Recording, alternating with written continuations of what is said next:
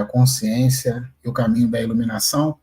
Antes de colocarmos as apresentações dos slides, é importante que primeiro vençamos uma natural resistência que nós temos a respeito desse termo, iluminação. E, claro, né, o caminho que leva à iluminação. De uma maneira geral, nós temos um distanciamento do que vem a ser esse caminho da iluminação ou esta iluminação. A iluminação é algo presente e constante nas nossas vidas, é o que nós usualmente chamamos de insights. São aqueles momentos que, de alguma forma, é como se saíssemos do lugar comum, do automatismo do nosso ser, da nossa forma de perceber a realidade, e clamássemos, num processo bem interior, por algo diferente, algo inovador, algo disruptivo, para usar o termo mais contemporâneo. E a consciência tem um papel fundamental nisso, porque a consciência é a porta pela qual esse caminho da iluminação pode se revelar ou não. Ou não, quando a nossa consciência está sendo utilizada de uma forma inadequada. Se tem um bem muito precioso, algo muito precioso na nossa vida, é a nossa consciência. É a forma como nós percebemos a própria realidade. E esse é o caminho do nosso aprisionamento naquilo que nós nos autocondicionamos, ficamos autocontidos em um conjunto de pré-conceitos, memórias, ideias, que fazem com que a nossa vida seja uma eterna repetição.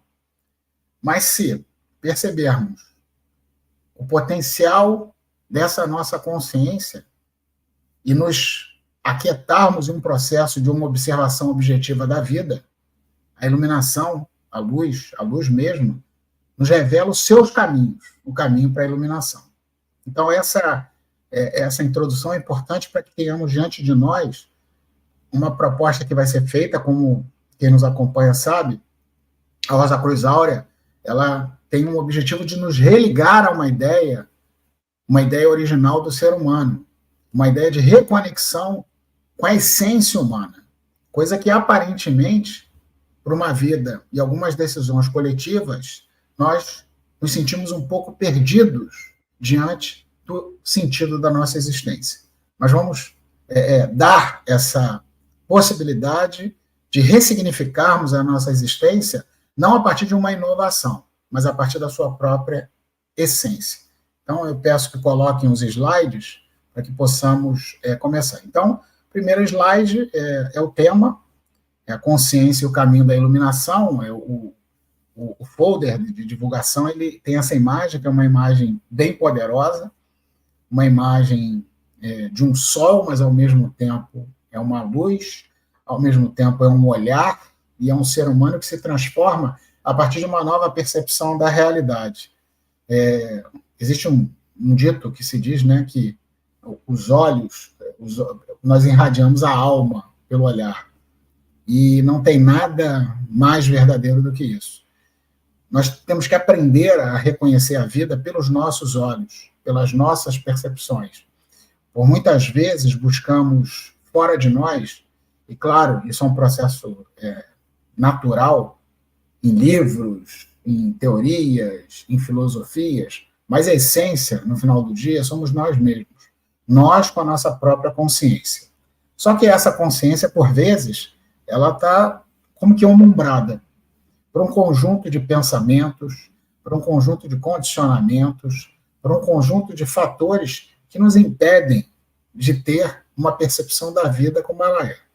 Quem de nós nunca viveu a experiência, isso de vez em quando nós apresentamos aqui como esse exemplo, de caminhar numa calçada, de caminhar numa praia, de caminhar numa situação, de andar de carro, de andar num transporte público, e de repente se dá conta que chegou ao destino sem ter percebido que houve um caminhar. Nesse momento, esse caminhar é a própria vida. É como se perdêssemos a possibilidade de viver a própria vida e ficássemos mergulhados em nossos pensamentos, em nossas preocupações, em um conjunto de fatores que tiram a nossa atenção, que tiram a atenção da nossa consciência. E nesses momentos, nós perdemos o bem mais precioso, a nossa capacidade de perceber a vida de forma direta, objetiva, clara. Para que isso serviria? Qual o objetivo disso? Bem, queiramos ou não, nós temos dentro de nós um grande vazio, uma grande necessidade de preenchimento, um grande clamor. E esse clamor, por mais que estejamos com a consciência liberta ou não, com a consciência presa aos pensamentos ou não, esse clamor dentro de nós pulsa como uma necessidade de uma nova vida, de uma nova forma de viver essa vida. E esse insight poderoso já é uma iluminação, já é o primeiro passo da iluminação. É como se a luz mesma que está dentro de nós, como essa centelha, a ideia da centelha de uma chama, de um fogo espiritual que está dentro de nós, ele precisasse se revelar à nossa consciência. Ele não batalha, ele não luta, mas ele causa um desconforto. E esse desconforto dessa luz que quer se apresentar a todos nós, ele não é um atributo de um indivíduo, mas é um atributo de toda a humanidade. O grande conflito humano, a grande dor humana, é essa sensação de divisão interna, em que esse clamor interno chama a nossa atenção para a necessidade de descobrir um caminho para a luz, um caminhar para a luz, mas a nossa consciência presa em si própria, autocontida em si próprio, autocondicionada em si próprio, não se abre para essa possibilidade. E enquanto vivermos essa luta em glória, essa batalha que não vamos jamais vencê-la, porque essa divisão interna, ela é o grande fator da nossa humanidade, é o grande fator da nossa essência humana, é o grande motor propulsor para não nos deixarmos, usar um termo que por vezes usamos na escola, nos cristalizarmos, nos tornarmos um ser duro, que não existe possibilidade de um fluxo, de uma nova vitalidade, de um novo conjunto de informações. A alma do mundo, que é o que podemos chamar desse elemento que abarca o todo, ela nos impulsiona o tempo todo para que tenhamos novas experiências e novas experiências para que possamos revelar a luz que está dentro de nós e fora de nós ao mesmo tempo. E quem impede com que isso aconteça é exatamente a forma como nós utilizamos a nossa consciência, não abrindo para ela as portas desse caminho da luz. Mas em determinado momento psicológico, e isso acontece com todos nós, sem exceção, essa força, é uma força conhecida como a Kundalini do coração, ela irrompe no nosso sistema e nos torna alguém que inicia um processo iniciático, uma nova iniciação, uma auto-iniciação, como se fosse algo inevitável, como um momento psicológico que há um silenciar, há um aquietar, então somos tomados com uma potência muito grande, a partir desse princípio que está aberto dentro de nós, esse princípio puro dentro de nós, essa centelha do Espírito dentro de nós, que nos toma de assalto e quase que nos impõe um novo pensar. E esse momento é um momento dramático, mas é um momento de enorme oportunidade humana. Porque quando isso se dá, é como se essa iluminação ela viesse com muito poder dentro de nós e, por falta de conhecimento, por falta de autoconhecimento, imediatamente, alguns de nós apagam esse sentimento maravilhoso, que buscam um novo dentro de nós e tentam sublimá-lo com as rotinas, os condicionamentos, e, por que não, com, às vezes, substâncias para abafar essa necessidade de uma transformação.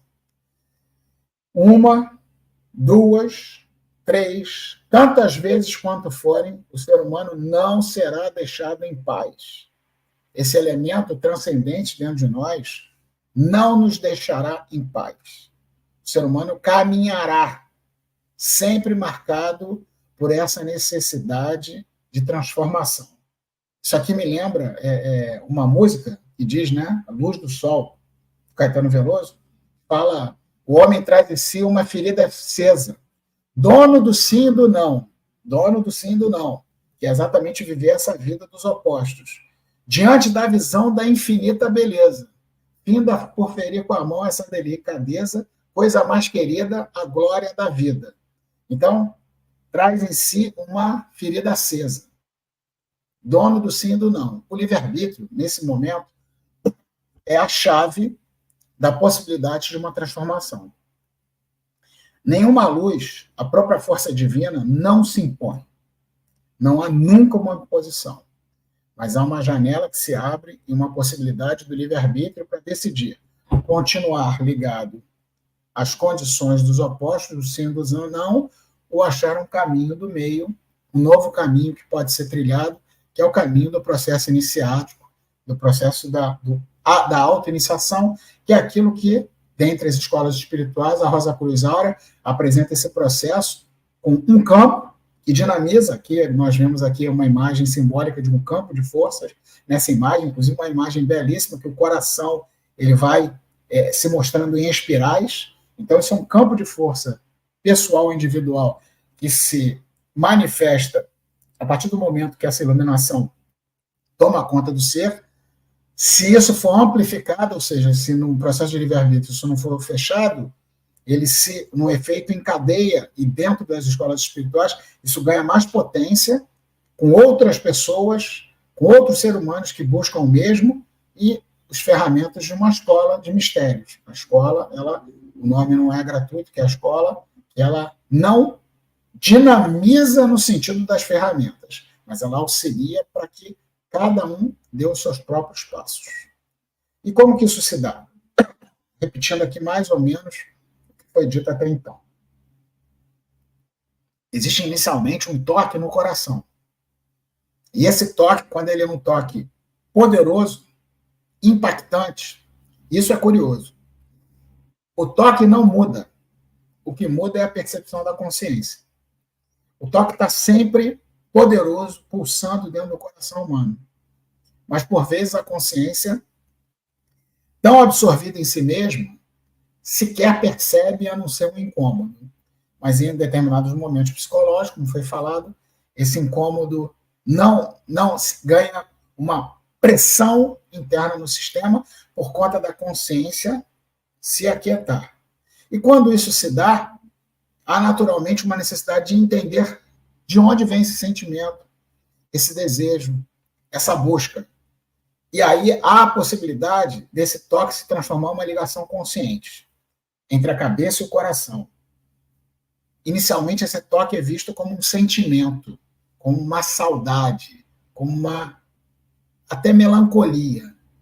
Mas a cabeça precisa reconhecer e entender o que está acontecendo.